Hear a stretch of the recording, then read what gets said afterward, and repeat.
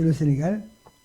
On va voir tout de suite. Bon, l'environnement économique, je ne vais pas m'attarder dessus, mais vous voyez bien qu'il y a eu, comme tout le monde, un ralentissement de la croissance à cause du Covid en 2020, une reprise à 4,7 en 2021. Et bon, le reste, vous l'avez sous les yeux. Il y a des réserves de pétrole, de gaz apparemment. On ne sait pas si c'est bien ou pas bien, parce que des fois, ça rend les gens paresseux. Ils travaillent moins.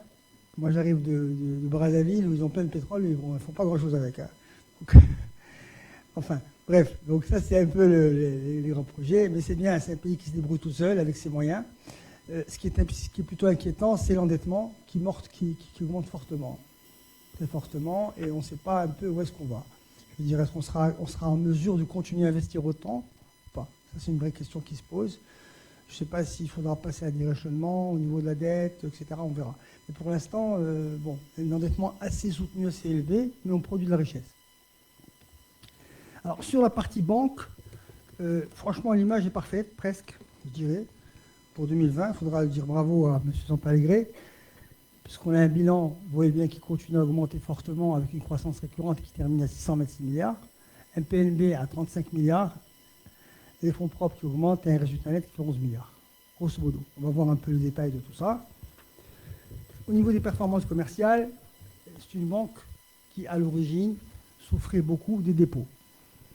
Ça veut dire, grosso modo, elle n'a pas de ressources. Elle a des problèmes d'avoir des ressources. Là, ils ont mis le turbo là-dessus. C'est très bien, bravo. C'était la stratégie qu'on avait arrêtée pour cette banque depuis 3 ans. Là, ils sont arrivés à battre le marché puisqu'ils ont fait une croissance des dépôts de 19% sur un marché qui croît de 16%, extrêmement compétitif. Au niveau des crédits, il est aligné avec le marché, mais à la rigueur, c'est pas grave parce qu'il a eu une bonne qualité de client, donc il les a pris. Mais il aurait pu ne pas les prendre. Ce n'était pas un objectif en soi. Mais globalement, vous voyez bien qu'au niveau commercial, la machine fonctionne. C'est important et on ne s'est pas reposé que sur les bons du Trésor. Okay.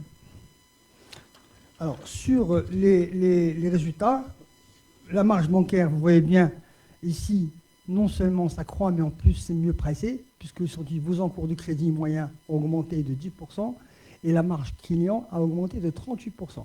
Énorme. Ça veut dire qu'avant, on faisait un peu n'importe quoi. Peut-être, je ne sais pas. On faisait beaucoup on bradait beaucoup. Maintenant, on a mis un peu de rigueur là-dedans. Et ça commence à créer de la richesse. Et vous voyez bien, les résultats sont là, puisque aujourd'hui, le bon est phénoménal. Sur les commissions, le même trend, puisqu'on était à 11, on finit à 13, pratiquement 12,5. Ça fait 14% de croissance. Okay, ce qui fait qu'un PNB qui croît pratiquement de 20%, 19% exactement. Donc le moteur tourne à plein régime. C'est excellent. Les charges générales sont en retrait, c'est important. Donc ça veut dire une bonne discipline, une bonne gestion sur les frais généraux. Ça a permis donc, de ramener le coefficient d'exploitation à des niveaux acceptables, 50%, on va dire, même si c'est parmi les meilleurs de la région. Et RBE, en conséquence, qui croît de 57%.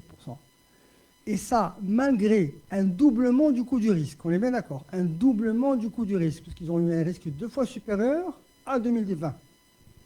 Ils étaient à 3 milliards, ils font 6 milliards de coût du risque. Malgré ça, on a été en mesure d'afficher un résultat net en croissance de 44%. Donc ça, c'est vraiment l'image parfaite. On ne peut pas faire mieux. Voilà. Donc moi, je voulais quand même le dire haut et fort. Alors, pour ce qui est du comportement boursier, ça a pris 57%. Donc le marché a quand même salué ça.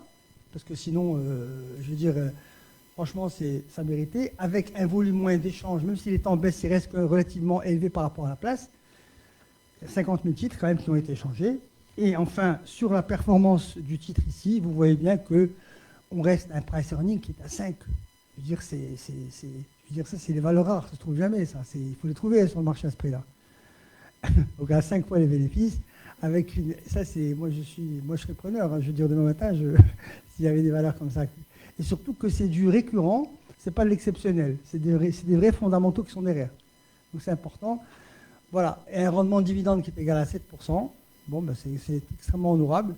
Voilà, donc aujourd'hui, voilà un peu, si vous voulez, la situation que nous vivons au niveau du Sénégal. Et puis bravo encore une fois à M. Sampallegré. À vous de la parole. Merci bien, M.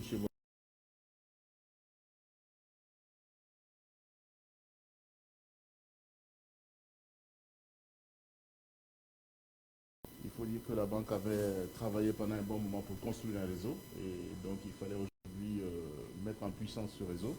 C'est ce qui est en train d'être fait avec donc une direction générale adjointe de l'exploitation qui a mis le turbo sur l'aspect commercial, et notamment le développement du marché des particuliers.